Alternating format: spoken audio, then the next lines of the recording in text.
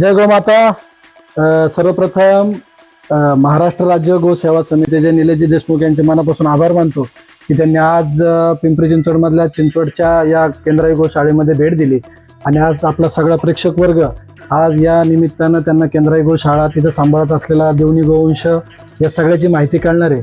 खरं तर 12 वर्षापूर्वी आम्ही सुरुवातीला गोशाळा ज्यावेळेस देशी गोवंश सांभाळायचा हा ज्यावेळेस विचार पहिल्यांदा मनात आला त्यावेळेस सगळ्यात आधी प्रश्न होता की कुठली आपण या देशी गोवंशापैकी जात जी सांभाळायची.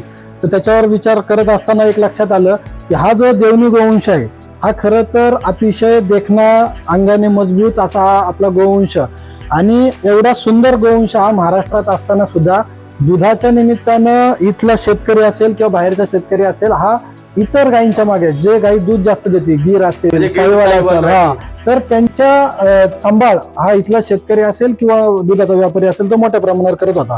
परंतु जरी आपण हा महाराष्ट्राचा हे वंश असला तरी याचं प्रमाण मात्र दिवसेंदिवस कमी होत चाललेलं होतं. अगदी हातावर मोजण्या इतक्या या गायीची संख्या आज महाराष्ट्रात त्याची लोकसंख्या आहे. याचप्रमाणे नाशिकमध्ये डांगी हा पण गोवंश अतिशय कमी होत चाललेला आहे. पण आम्ही सुरुवातीला आम्ही देवनी गोवंश निवडला आणि देवनी गोवंशाची खासियत अशी की आता आपण हा जो पाहू शकताय तर याच्यात हा वानरी जातीतला देवनी गोवंशामध्ये सुद्धा 3 प्रकारचे आहेत. एक बालंक्या, एक शौरी आणि वानरी. तर त्यातलं या गायीचा जर चेहरा आपण बघितला तर हा चेहरा असा काळा असतो, पूर्ण शरीर हे पांढरं असतं.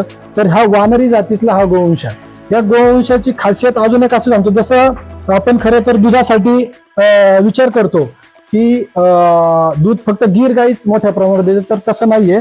चांगल्या पद्धतीने जर का गाई सांभाळली तर दिवसाला किमान 8 लिटर पर्यंत सुद्धा ही गाई दूध देऊ शकते. आणि महाराष्ट्रातल्या इतर गायींच्या दुधाच्या तुलनेत या गायीचं फॅट चांगलं असतं. हे तर आहेच. देशी गोवंशाच्या दुधाला तर फॅट चांगलंच आहे, त्यातल्या त्यात देवणीच्या दुधाला सुद्धा चांगलं फॅट आहे. या गायीची अजून एक खासियत मला या ठिकाणी आवर्जून आपल्या प्रेक्षकांना सांगावं लागेल की केवळ फक्त दुधाचाच फायदा म्हणून या गायीकडे बघितलं नाही पाहिजे. तर या गायीपासून जो आपले नंदी महाराज बैल आपण जो म्हणतो शेतकऱ्याचा मित्र, तो ज्यावेळेस हिच्या उदरातून ज्यावेळेस या पृथ्वी तलावर येतो त्यावेळेस आज आपण जर काहीची सुरुवात आपण जर पाहिली हिचा मूळ भाग तर मराठवाड्याचा लातूर असेल, जो काही आपला सगळा मराठवाड्याचा भाग आहे त्या भागामध्ये उष्ण तापमान जास्त प्रमाणात असतं. त्यामुळं इतर भागामधल्या उष्णतेच्या कंपॅरिझनमध्ये जर आपण त्याच्या तुलनेत जर बघितलं तर दुसरा गोवंश कुठल्याही जातीचा हा जर का कमी तापमानात जास्त तापमानात जर कमी काळ काम करू शकत असेल तर हा या गायीचा जो बैल आहे नंदी आहे हा जास्त तापमानामध्ये जास्त काळ काम करू शकतो. त्यामुळं खास करून शेतकऱ्यांसाठी या गायीचा बैल सुद्धा मोठ्या प्रमाणावर शेतकऱ्याचा मित्र म्हणून काम करतो. जसं खिलारला महाराष्ट्राचे शान म्हणलं जातं तर हिला महाराष्ट्राचा मराठवाड्याचा स्वाभिमान म्हणायला काही हरकत नाही. नक्कीच हा खरं तर केवळ मराठवाड्याचाच नाही तर संपूर्ण महाराष्ट्राचा स्वाभिमान म्हणावा लागेल. आज हा आपला गोवंश आपल्याकडे आहे. या व्यतिरिक्त सुद्धा या देशी गायीचे किंवा या गोवंशाचे अनेक फायदे शेणाचे, दुधाचे, तुपाचे, गोमूत्राचे, अन्य खूप वैज्ञानिक फायदे सुद्धा आपल्याला माहिती आहे. अगदी फक्त देशी गाय ही दुधासाठी सांभाळली जाते किंवा देशी गाय ही बैला म्हणून त्या शेतीच्या कामासाठी सांभाळली जाते असं नाहीये.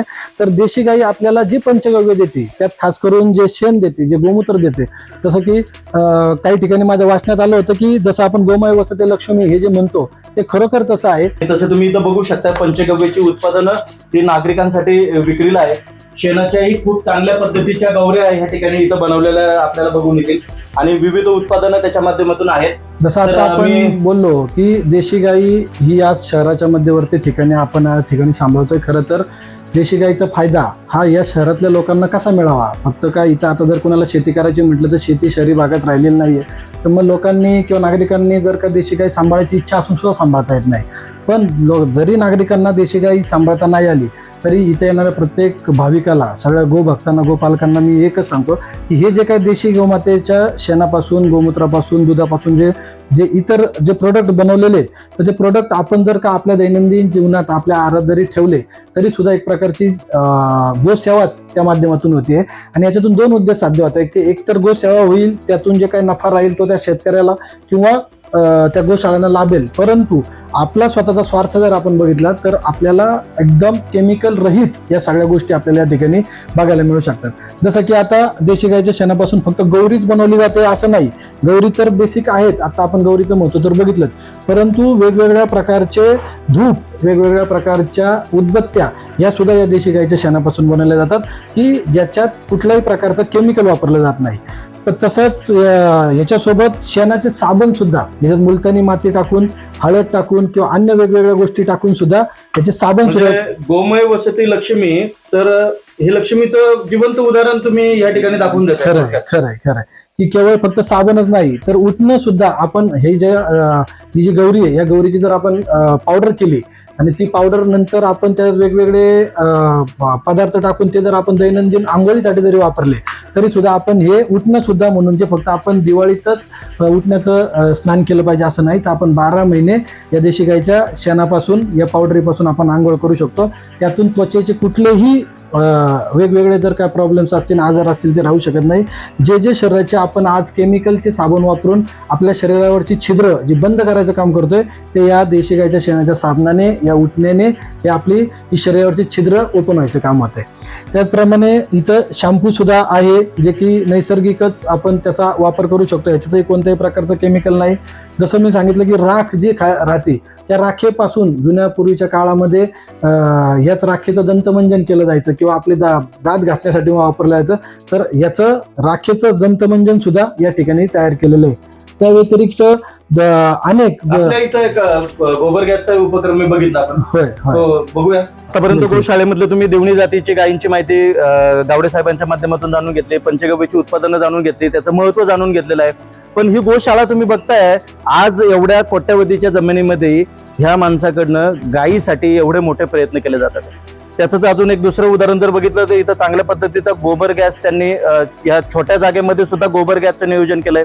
याच्या माध्यमातून तिथं घरगुती जवळपास दिवसभर चालेल एवढा गोबर गॅस या माध्यमातून बनतोय. तर माझी सर्व पिंपरी चिंचवड नाही तर महाराष्ट्रातल्या सर्व नागरिकांना विनंती आहे की आपण अशा शहरातल्या ह्या उपक्रमांना भेटी द्यायला पाहिजे, त्या माध्यमातून गायी जाणून घेतल्या पाहिजेत.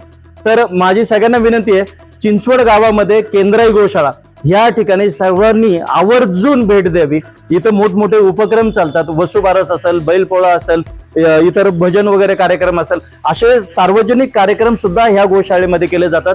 संपूर्ण सहकार्य गोशाळेच्या माध्यमातून या ठिकाणी भेटतंय. अशीच माहिती आपण इथून पुढच्या व्हिडिओमध्ये घेत राहणार आहोत. त्यासाठी माझी सर्वांना विनंती आहे, जाता जाता आपण आमच्या या चॅनलला लाईक, सबस्क्राईब करायला विसरू नये. धन्यवाद.